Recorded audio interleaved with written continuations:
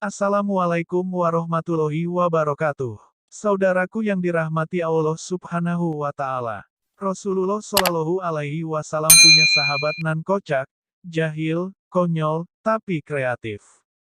Dialah Nuaiman bin Amr bin Rafa'ah.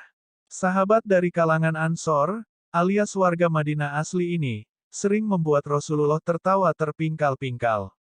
Boleh jadi, dia adalah inspirator Abu Ali Al-Hasan bin Hani Al-Hakami atau Abu Nawas yang cerdik, kocak dan hidup pada zaman Khalifah Harun Al-Rashid di Baghdad 806-814 Masehi. Nuaiman memang gemar usil dan melucu, namun dia juga seorang mujahid sejati. Namanya tercatat sebagai Ashabul Badr karena ikut terlibat dalam perang Badar bersama Rasulullah dan para sahabat yang lainnya. Nuaiman pernah menjadi pemabuk yang ketagihan arak semasa zaman Rasulullah Shallallahu Alaihi Wasallam. Beliau telah ditangkap dan Nabi telah mengarahkannya dipukul. Beliau telah ditangkap 2 kali dan kemudian dipukul lagi. Karena tidak juga kapok, Nabi mengarahkan supaya dipukul dengan kasut. Apabila beliau masih saja tidak berhenti minum, Rasulullah akhirnya berkata, jika dia kembali meminum arak maka bunuhlah dia. Walaupun sangat tegas, Rasulullah Shallallahu Alaihi Wasallam masih menaruh harapan untuk Nuaiman memperbaiki diri. Akhirnya Nuaiman bertaubat juga mengakui kesalahannya. Ia memohon ampun kepada Allah Subhanahu wa Ta'ala. Hadiah untuk Nabi Nuaiman banyak melakukan hal-hal konyol dan jahil hingga membuat Rasulullah dan para sahabat lainnya terpikal-pikal, tidak kuat menahan tawa. Target keusilannya bukan hanya para sahabat, tapi bahkan juga Rasulullah Shallallahu Alaihi Wasallam. Suatu ketika ia melihat penjual madu yang kepanasan dan kelihatan letih setelah berkeliling menjajakan madunya. Nuaiman menjumpai penjual madu itu. Ia mengajaknya dan menyuruh mengantarkan madunya itu menuju rumah Rasulullah Shallallahu Alaihi Wasallam. Nanti kamu minta juga duitnya, ujar Nuaiman kepada penjual madu. Penjual madu gembira karena barang dagangannya laku. Ia akhirnya menuruti apa yang diucapkan Nuaiman. Ia datang menghadap Rasulullah dengan membawa seguci madu, hadiah dari Nuaiman. Tentu saja Rasulullah senang karena mendapatkan hadiah madu dari sahabatnya. Namun keriangan Rasulullah itu langsung berubah menjadi sebuah keterkejutan ketika penjual madu juga menyodorkan tagihan. Ini madunya Rasulullah. Harganya sekian, kata penjual madu. Rasulullah langsung sadar telah dikerjai Nuaiman. Mau tidak mau, beliau akhirnya membayar harga madu itu. Jadilah Rasulullah mendapatkan hadiah madu, sekaligus tagihan harganya. Beberapa saat setelah kejadian itu, Rasulullah memanggil Nuaiman. Ia bertanya kepada sahabatnya itu mengapa melakukan hal itu. Saya ingin berbuat baik kepada Anda ya Rasulullah. Tetapi saya tidak punya apa-apa, jawab Nuaiman. Rasulullah pun tersenyum.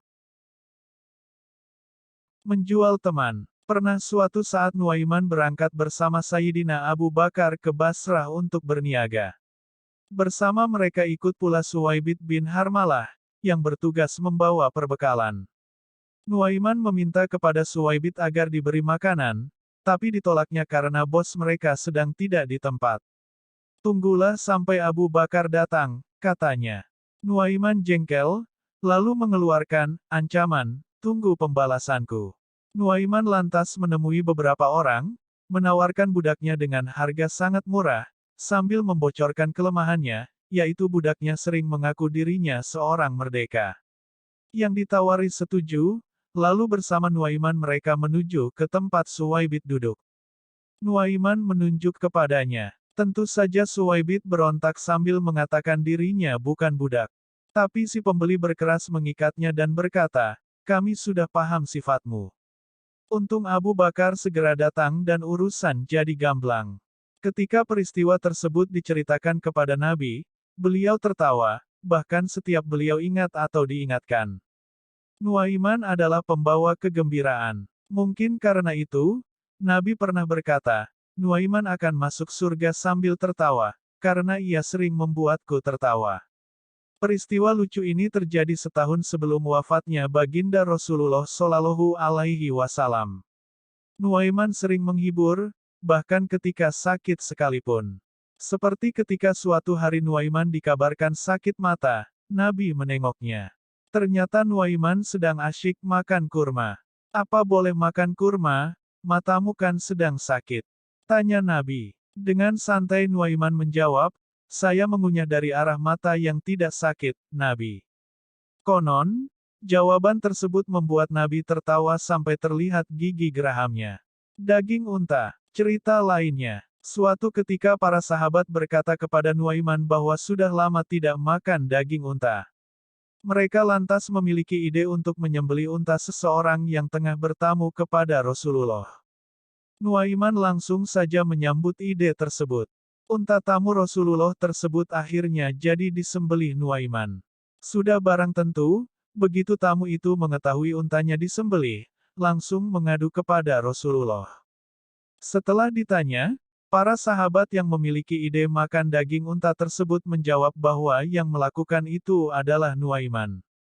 Salah seorang dari mereka lalu menunjukkan kepada Rasulullah dan tamunya tempat persembunyian Nuaiman. Saat ditanya Rasulullah mengapa melakukan itu, jawaban Nuaiman malah membuat Rasulullah tersenyum. "Tanyakan saja kepada orang yang menunjukkan kepadamu tempat persembunyianku," jawab Nuaiman. Rasulullah lalu memberikan ganti rugi kepada pemilik unta tersebut dengan jumlah yang lebih daripada cukup. Cerita tentang Nuaiman memberitahu kita bahwa Nabi adalah pribadi yang ceria. Suka tertawa, bercanda, dan tidak melulu bersikap resmi. Ia biasa bersenda gurau dengan para sahabat dan istri-istrinya. Sayangnya, riwayat-riwayat tentang sisi manusiawi ini jarang diedarkan. Nabi dihadirkan sebagai sosok yang lurus, kaku, dan hanya suka memberikan perintah atau gemar melarang-larang saja. Sebagai umat Nabi, kita berhasrat meneladaninya secara penuh. Kita meninggalkan sesuatu yang dibenci Nabi dan berusaha menyukai apa saja yang dia senangi. Tapi kita sering melupakan sikap lapang dada dan humorisnya. Jadilah kita sedikit-sedikit merasa dihina, dilecehkan, lalu murka. Senyum, tawa, tidak hanya membuat jiwa menjadi cerah dan perasaan lega, ia juga mengembalikan kita sebagai manusia. Cuma manusia yang bisa melakukannya.